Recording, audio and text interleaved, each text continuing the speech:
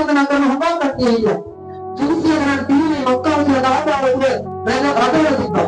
එතකොට ඒගොල්ලෝ පිරිමේ වන්දනා කරනවා. සත්‍ය දරුදානන්ගේ කාවාවකදී ඉන්ද්‍රියාගේ පිරිමේ වන්දනා කරනවා. එතකොට අල්ලාහ් රබ්බුල් කොහොමද යනවා ඉතාම අලංකාරයෙන් කරගන්න කියන්නේ වලා තසබ්බුල් ලදීන යදූන මින් දුනිනා අල්ලාහ් නමෙන් මේක ආමන්ත්‍රණය කරනවා. අල්ලාහ් නමෙන් මේක උදව් කරනවා. ඒ නමදින දේවල් වලට ඔය අපහාස කරන්න එපා. ඔය වෙනවා කියන එපා.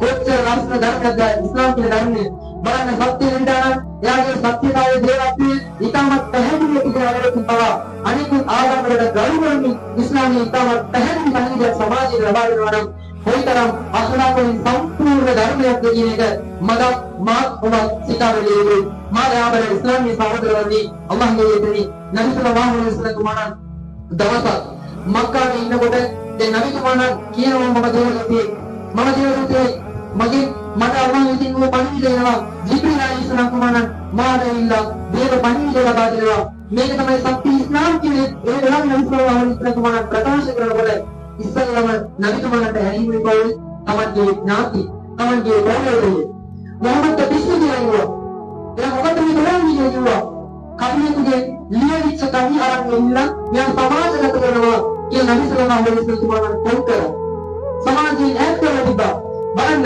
මෙහෙම වපසරේ තුලදී නබි සල්ලල්ලාහු අලයිහි වසල්ලම් තුමාණන් පාරේ ගමන් කරනකොට එක් මහා කාන්තාවක් දකිනවා. අපි කොහොමද අහපු කතාව? අපිට පොඩි කාලේ ඉඳන් අපි අහපු කතාව මහා කාන්තාව.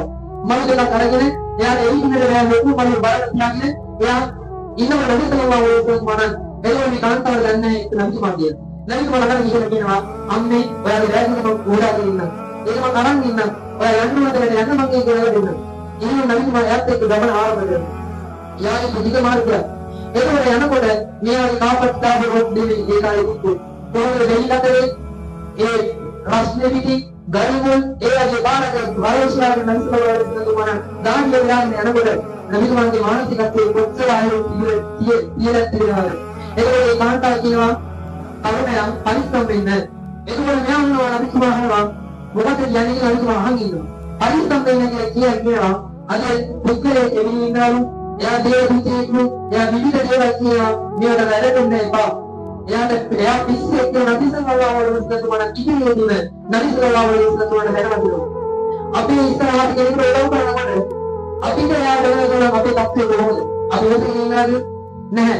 බලන්න නබි සල්ලල්ලාහු අලයිහි වසල්ලම් මගේ ගති ලක්ෂණය. නබි සල්ලල්ලාහු අලයිහි වසල්ලම් මම බලන් ඉන්නවා. අහන් ඉන්නවා.